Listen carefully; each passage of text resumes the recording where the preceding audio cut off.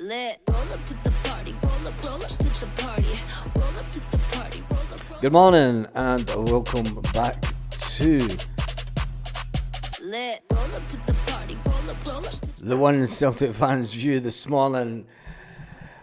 A bit late this morning. I've had a little bit of an issue here. We've got there's migrating birds came from Africa who have just demolished our entire olive crop.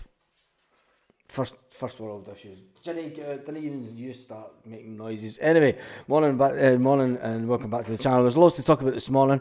I'm going to jump into the chat just first of all, just to say good morning everyone, and just see morning and welcome back to the channel. There's lots to talk about this morning.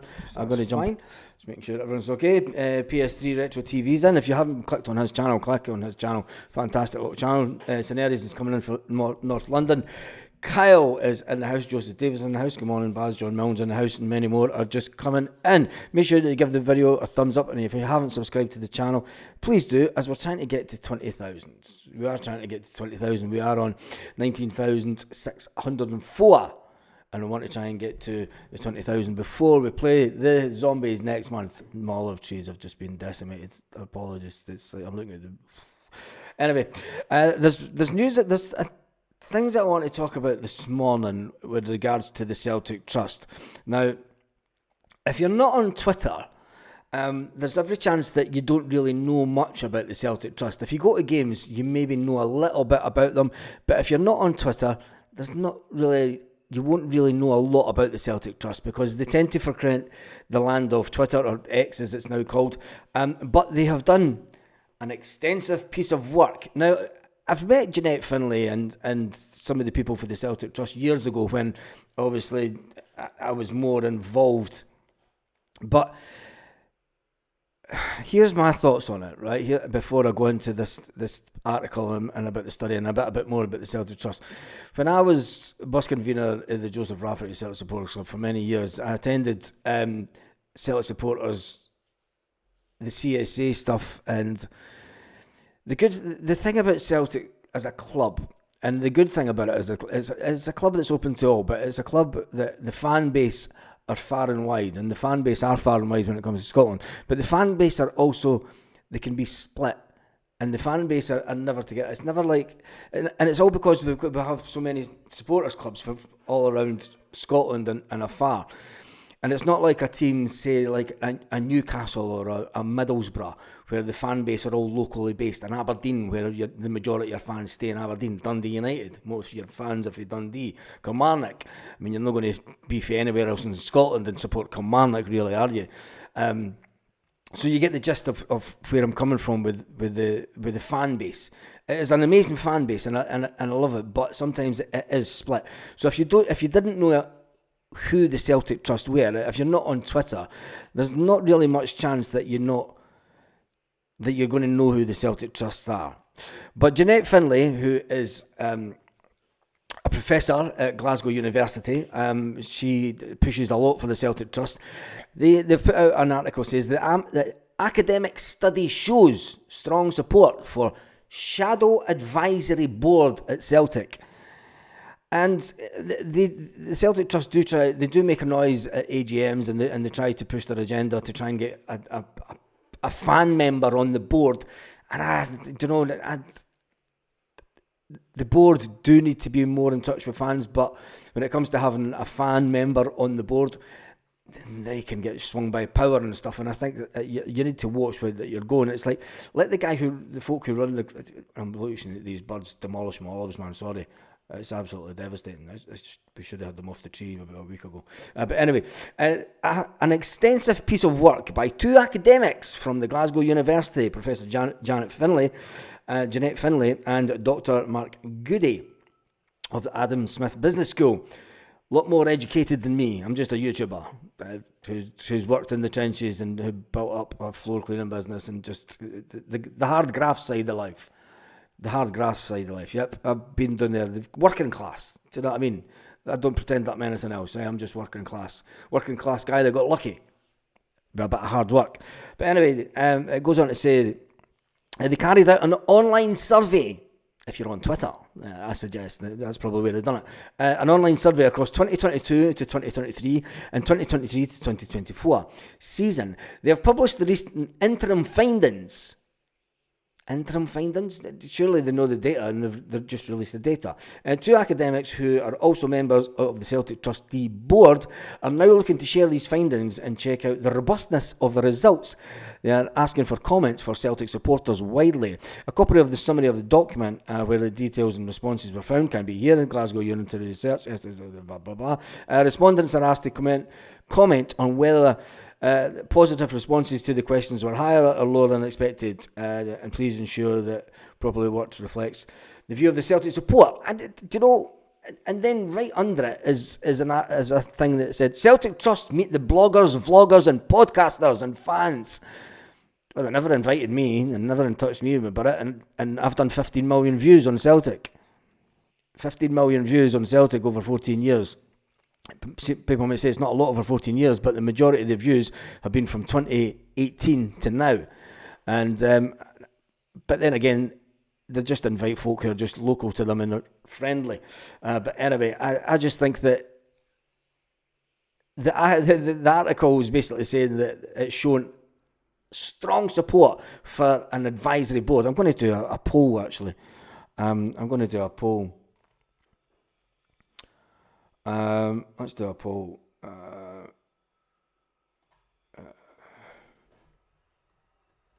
There aren't many people on, but let's just do one anyway. Should fans... Oh, shit, that's not what I want.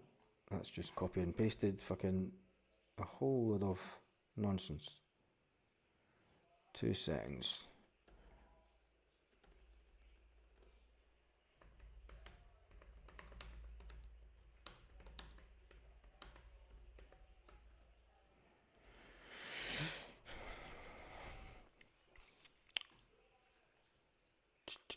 Should fans have a say on the PLC board?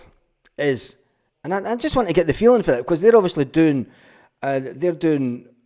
this survey that if you're only in the land of Twitter, you won't know about it. If you're just an old geezer that goes to games that doesn't have social media, or if you're a young guy that doesn't do Twitter, or if you're just a normal fan that doesn't really bother about all the nonsense that's on social media.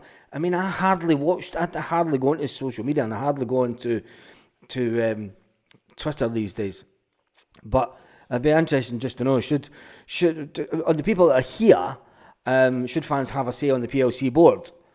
94%, 16 votes already. It'd be interesting to get a big number on it. I might run this poll again, because I would like to try and get it out to as many people. I might do it on the community tab. That's what I'll do, it on the community tab, and I'll see and try and get a feel for it, because I think that sometimes when you can have a vision and a view as a fan, and collectively you can be with a like-minded people, and you see this on Twitter, you can have a like-minded mindset, and you tend to only communicate with that type of people that has the same mindset of you, and it doesn't become objective enough for me. It doesn't become objective enough, because you're not then getting opposing views to the narrative, if you like. And if they've got the narrative that they think that there's a big chunk of our Celtic support, and I think that there's a big chunk of the Celtic support are just not interested. They just want to watch the football. I mean, it's like the whole Palestine stuff. You've got a lot of fans that say free Palestine and that are for Palestine and for the fight and from what we are. But then you've got a lot of fans who just go, mate, I just want to come and watch the football. I'm not really interested in this pish. I just want to come and see a good Celtic team. Do you know? And it's like, then they'll say, leave politics at the door. And I see both sides of it on this channel. And it was just something that I wanted to put out there. So what I might do, if you want to roll on the board, you need to be a major shareholder, says Jock. Yeah, and that's the old school way. Do you know what I mean? It'll be the same, Baz. It'll be the same result. Do you think it'd be the same result if I put this poll on the community tab, where it'll get a wider reach It'll be interesting to see, because I want to try and get this out to many people as possible. But anyway, that's the Celtic Trust getting enough free advertising on this platform this morning. I've got to read this actually. March 14th, 2024. The Celtic Trust held a meeting with representatives, fan media, to try and get our message out there and give a better explanation of what the Trust is and how we can give fans more say in the way the club operates. A significant number of podcasters, bloggers and vloggers, I never heard about it, but then I don't go onto Twitter. So I suggest that the fan media that did go to it, and it doesn't mention any of them in this, it must have been ones that just go onto Twitter. And I think that's, there's a lot of Celtic fans don't go onto Twitter. And if there's 60,000 folk goes to games, I would say that maybe only about 20 or 30,000 of them are maybe on Twitter. I don't know. Anyway, the fan advisory board. Anyway, that's enough talking about that. Let's talk about the lineup for the game tomorrow afternoon and talk about Rio Hatate. And I'm just going to shut down the Celtic Trust stuff. And then Celtic Kilmarnock, what time is it on? And it's on at 3 o'clock in the afternoon, Baz. Of course it is. Celtic take on Kilmarnock. And let's jump back into the comment stuff first of all.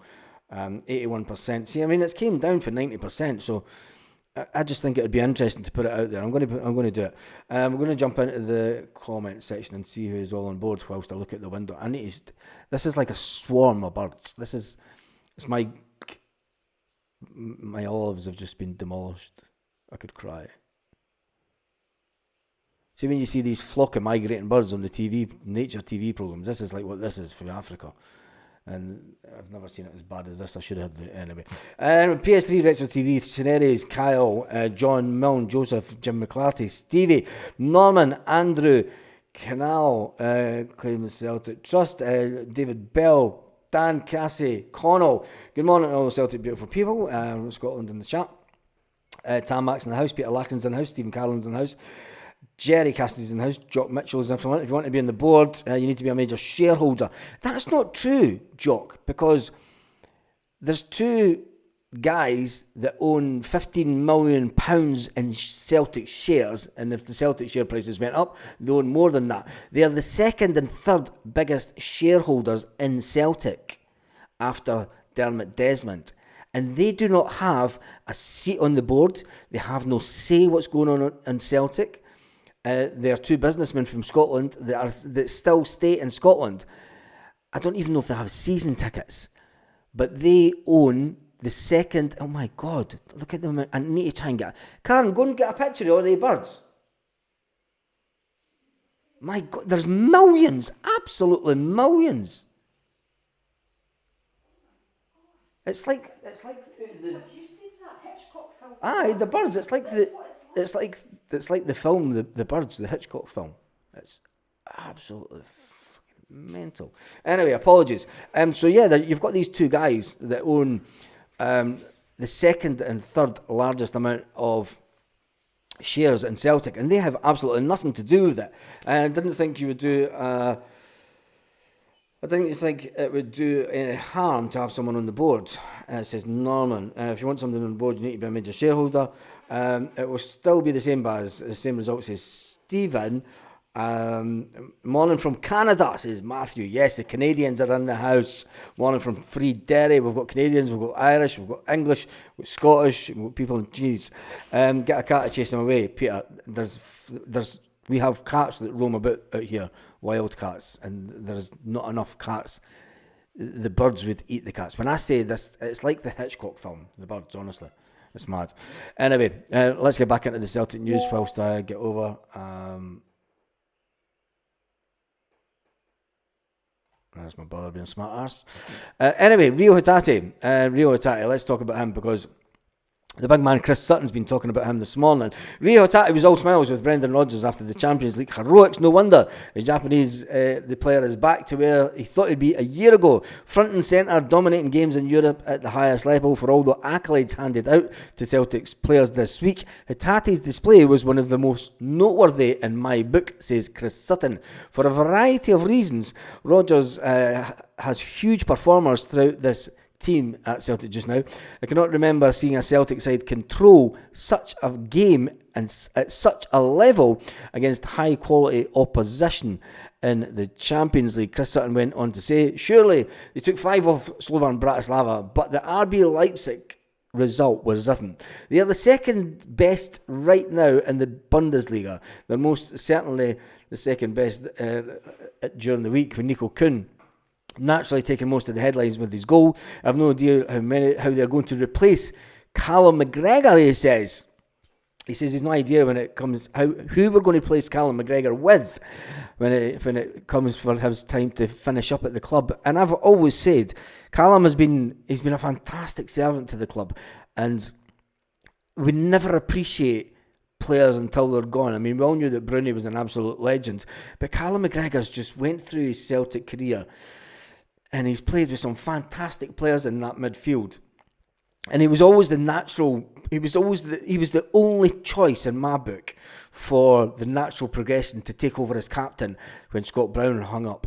And people kind of went, really, Callum McGregor? There should have to be somebody better in the squad. But there was going to be nobody that would have the longevity that Callum McGregor's had.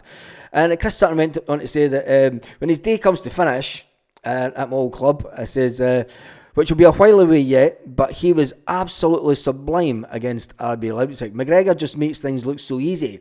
He does things under pressure in situations where other people buckle and they maybe make a mistake. And I think that because Callum McGregor has had such a high level of consistency over his Celtic career, and he does make the hard things look easy, and the controlling of the game and looking at where players are and where they should be on the pitch and telling players he plays that captain role absolutely fantastic.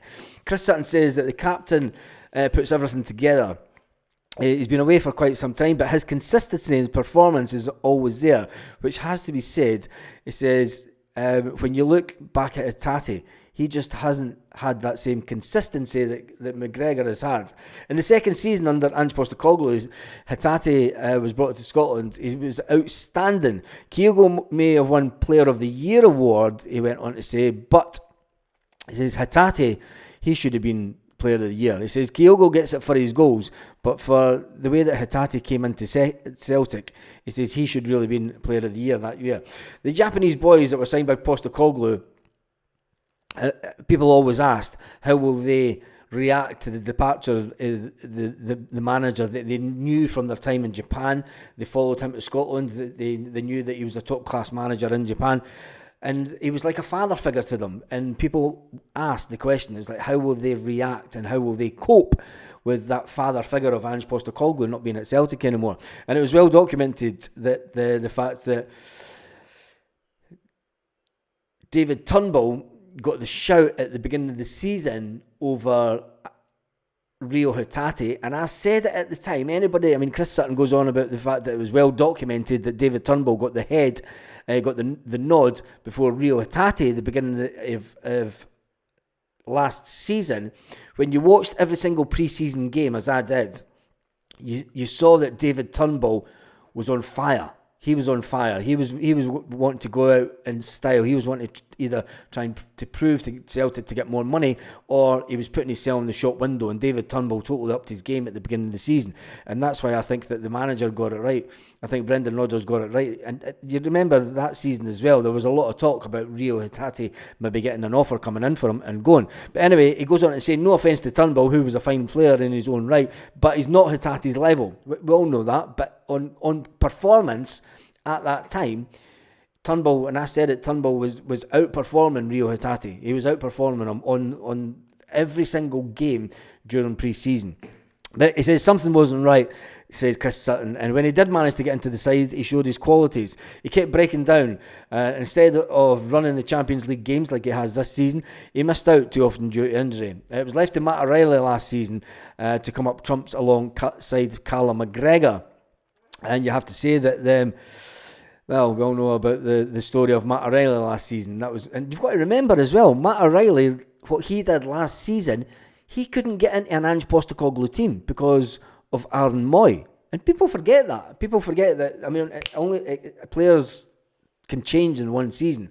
Aaron Moy just ran the midfield for us. And when Aaron Moy decided to cancel his career early and shut down his Celtic, he had a year left to go on his contract, and he was just like, do you know what, my body's not taking it, my missus and that's still back in Australia, I've done enough travelling over the time in my career, I've made a good bit of money off of Celtic, I've had a fantastic career, I'm just going to sit back and put the pipe and slippers on and just enjoy the rest of my days with my kids, which was fine. Matt O'Reilly comes along, turns up beside Callum McGregor, plays an absolute blinder of a season and then sold for 25 million. Rio Hatate, his contribution last season, he only mustered 20 starts throughout the season, which was weird. Chris Sutton goes on to say, the shining light and the potential superstar with the world at his feet, the Asian starlet had stalled and was fighting to recapture his best form. But then this season, Rio Hatate, although he started the season, he was a bit more frustrated. He was thrown down the gauntlet by Brendan Rodgers with the signing of Paulo Bernardo, Arne Engels and Luke McCowan. And Luke McCowan, some people say, could be the ultimate replacement for Callum McGregor in years to come. So we'll think about that later.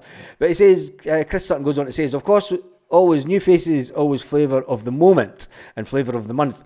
McGregor is McGregor. He says he's outstanding. He says he's assured. He just does what he does. He gets on with it. And when you've got Arne Engels that come into the team, you've got Paulo Bernardo that come into the team, and you've got Rio Hatate that come into the team, when you've got all these fancy foreign names, when you're called Callum McGregor, you just kind of get on with it. And he's never been a superstar. And I think that we underestimate Callum, and Chris Sutton talks about that. He says 4 Champions League games so far. Hatate has started 3 of them, and also the Glasgow Derby. And he started the semi-final against Aberdeen. And it tells you something that Rodgers, on a day-to-day basis, has seen something that caught my eye with Hatate over the past week. I'm not really sure that it felt that he was getting enough game time or something, but something has changed with Hatate. Myth or not, what's happened, Brendan has made sure that Hatate has been put up there in the lights again. When the numbers went up 7 days ago at Hampden, Hatate's was never in sight. After the full fight, 90 minutes of the Dons, he was there right to the end. Hatate is back, and spectacularly against Leipzig, he was superb for the first hour. Many in the stadium were slightly surprised when it was Arne Engels who made way for Paulo Bernardo instead of Rio Hatate. Is Rio Hatate back to his best? Maybe that should be the question. And to, as the birds have heard your podcast and they want to live with you, yes, Tam, they probably do. They've all buggered off now. And the olive trees that I could see right out the window have been decimated. There goes my olive oil. There goes my olive oil this year. Anyway, even the bold Ali Johnson is better than Taylor. Dan Cassie, we're not even talking about Taylor. Hope Taylor has a contract. You got to feel sorry for Matt O'Reilly dealing with a hammer throwing off up here and goes down south and gets battered first game. Yeah, Tam Matty does that. Let's finish that Celtic Trust nonsense. 62 votes and 81% in that. Are we now seeing the best of Rio Hatate? There we go. Let me just see.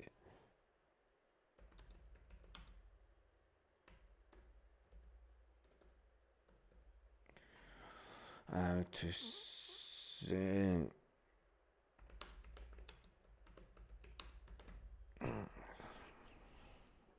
There we go. There's a nice little poll for you on the Saturday morning. Is this Rio's best season yet at Celtic? Do you think that Rio's actually came back into a game, and do you think that Rio is getting back to his best? He's not getting taken off with, his head's not going down a game. It's only a couple of games. But is this the season? And the reason that I'm saying that, because Matt O'Reilly last season shone. Matt O'Reilly showed that the potential player that he is going to come on is going to going to be. Is this the season? Is this Rio Hatate's season? Is he the player? And ultimately, and the reason I want to talk about this is I have said that next summer will be the season that Rio Hatate sold for big money. And I still stand by that. I believe that because I think that there's a lifespan of any player at Celtic Park. And when the players that we've brought in, the manager sees them as the long-term future of the club. And Celtic will want to cash in on Rio Hatate when he performs at the highest level. He's been doing that recently in the Champions League. The next 4 games in the Champions League are absolutely paramount to the success that Rio thinks that he can have as a player. He knows that he wants a move. He spoke about it in the summer, Rio Hatate. He spoke about the fact that he wants to play at a higher level domestically. And we've all said, if you want to do that, you need to turn it on in the Champions League. He needs to show that he can do it up there in the Champions League. And I think he's got 4 games to get the big move that he wants next summer. Although, how much he'll go for, I've no idea. I'm not going to put a price what I think what Rio Hatate is worth. I think he's only worth what someone's willing to pay for him. And luckily, we saw Matt O'Reilly as £25 million player. What do you think Rio Hatate is worth? Anyway, 74% say yes, this is Rio's best season so far. 26% say no. Interesting. Tell me why it's not. Tell me in the comments if you voted no, why you don't think it's Rio Hatate's best season yet. But anyway, Danny says he thinks Hatate is class. Into this Kelly mob, his favourite player is Kyogo. Jim says hopefully we can hold on to every single player. Jim, I hope that as well, but being realistic, we know that we will sell one big player. We're at a position now at Celtic when we understand the business model, and the business model is starting to produce the way that Celtic have hoped that it would produce over the last 10 or so years. And I think that now Brendan Rodgers has got in his sidekick, we'll call him, in Paul Tisdale, and the view that they have of the club and the ambition that they have for the club, and the understanding that they know that they have to have a conveyor belt worth of players coming in through the youth academy. And talking about youth academies, I was speaking to my cousin this morning. His lad has made the Scotland under 17s or under 18s, and it's 8 years of hard work. He's a player that Celtic tried to get from Hearts, believe it or not. And I tell you one thing, Hearts have got a way better academy than Celtic. And I'm just going to put that out. I hate Hearts as a club, but what they've done to my cousin's boy over the years and it's just phenomenal. And he's going to be one to watch. And when he hits the Scotland main team, and he'll break into the Hearts first team, and he's going to be phenomenal. He's going to be phenomenal. The talent that this young kid's got, and the fact that Celtic tried to get him 2 years ago. But anyway, we digress. Hail, hail, all my people, says Carly. Tam says, can I answer that? The poll is too early. Talking about Matt O'Reilly, talking about Rio Hatate. Is this his best season yet? There's only been 27 votes in. Come on, get the votes in there. And I would say that it's going to be 2. Danny says it's going to be 2-0 tomorrow or 1-0. We're going to do the score predictions in just a couple of minutes. We'll get to the half-hour mark and then we'll do the score predictions for tomorrow. Paul says, good morning all. Tam Mac says, Rio's Tate's gone. He's good, mate. Played for Brighton. You think he's gone? Brighton surely watched down Brighton jinx. And the Matt O'Reilly thing could have put him off. We need a left winger in January to back up Dyson Maeda.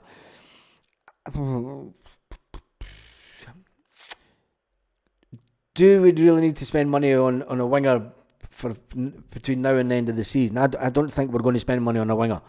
And that's just my honest opinion. Brendan will look at the squad. This squad has enough in it to and I understand where you're coming from.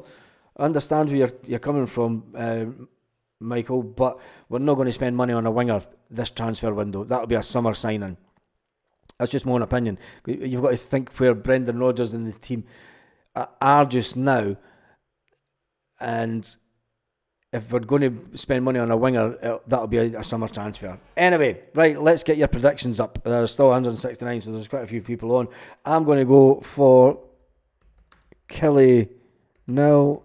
Celtic 3 tomorrow. I'm going to go for 3-0 Celtic. Give me your predictions in the comments section. I am going to go for 3-0 Celtic. There will be, I'll do a live today at full time, just to see the full time results that come in. Who's all playing today anyway? I've not even really checked. Let me just do this.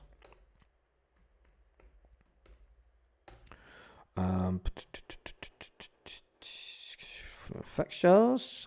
Dundee United play Ross County, Hibernian play St Mirren, Motherwell play St Johnstone, and Aberdeen play Dundee today.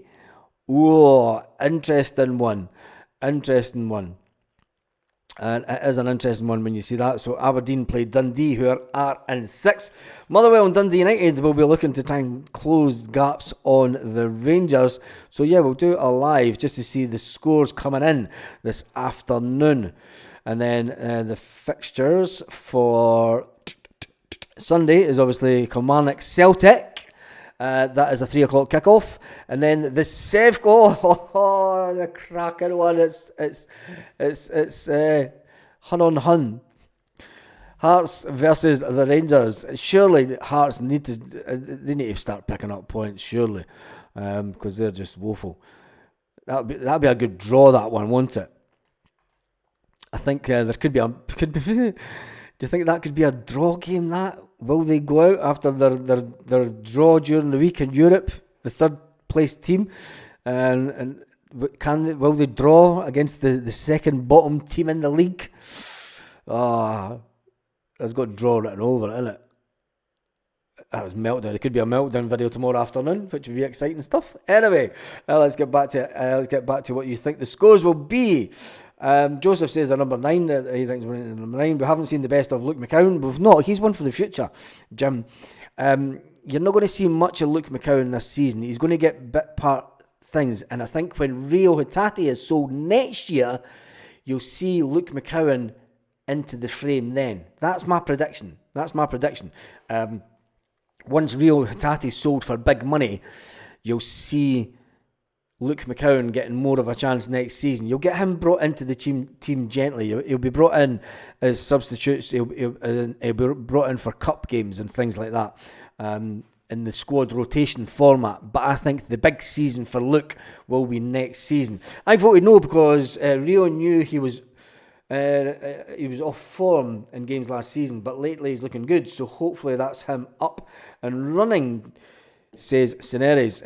Michael's going for 2-1 Celtic. Joseph's going for 3-1 Celtic. Frank's going for 4-0 Celtic.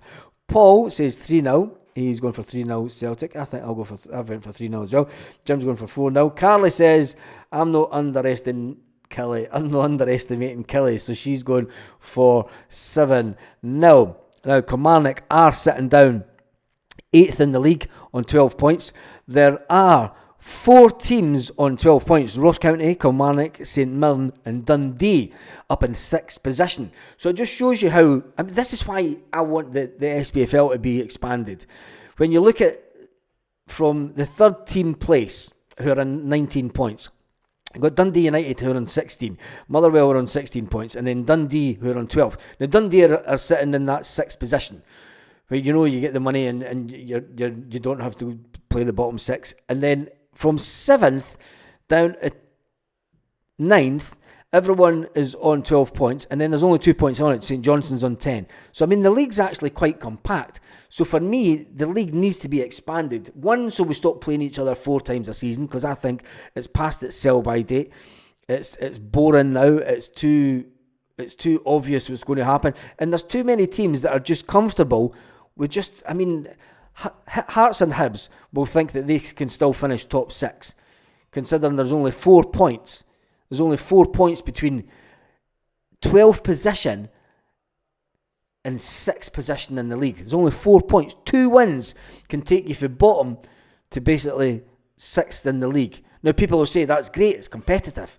But for me, we need to have the bigger league. We need to have the bigger league that it makes it a bit more... Get rid of the split. I just hate the split. I just think it's past its sell-by date. Anyway... Joseph Davidson's going for 3-1. Frank's going for 4-0. Paul's going for 3-0. Jim's going for 4-0. Carly's going for 7-0. Score draw with the sheep. against Dundee, says Joseph. He reckons Dundee will take points off Aberdeen. That's an interesting one. Cineres is going for 4-0 tomorrow with the Celtic. We must play a stronger team as always. It's going to be interesting to see what's happened this morning, because as we currently talk, Brendan Rodgers and the troops will be at Lennoxtown, and there'll be a big discussion on whether Austin Trusty will make the game tomorrow after going over on his ankle, and there'd been a little bit of a knock after that. The effects of that, will he be feeling the effects, and will he be okay for the plastic pitch? And then there's the Cameron Carter-Vickers issue. Can his big toe, is it up to it on that pitch? I think because we're going into an international break, it's paramount of importance. It's of paramount importance that we play our best players and we do not take our foot off the gas tomorrow. Dundee will take points off of Aberdeen. We must play our strongest team. Mark's going for 4-0 tomorrow. Peter Larkin's going for 4 now. He's going for Big Ida to score. Aberdeen will beat Dundee. I think so, because Aberdeen are going to be up there pushing us all the way. Dan Cassidy says, plus he thinks that we need a new winger, and that's for the summer. It's nowhere near talk about that yet. He's going for 3-1 tomorrow. Jim says, need to go team, got to go shopping with the wife. The bigger league gives us a chance to try out youths now and again in games. Exactly, Michael. And it also gives other teams in Scotland, it's not as cutthroat, and it allows us to develop youth more. And I think I'm probably thinking about that as much because I want to see my cousin's boy come on and I want him to be a Scotland player, because he's got such natural footballing ability that he's just going to be a phenomenal player, and it's just, I'm gutted that he's at Hearts, to be honest, and he's not at Celtic.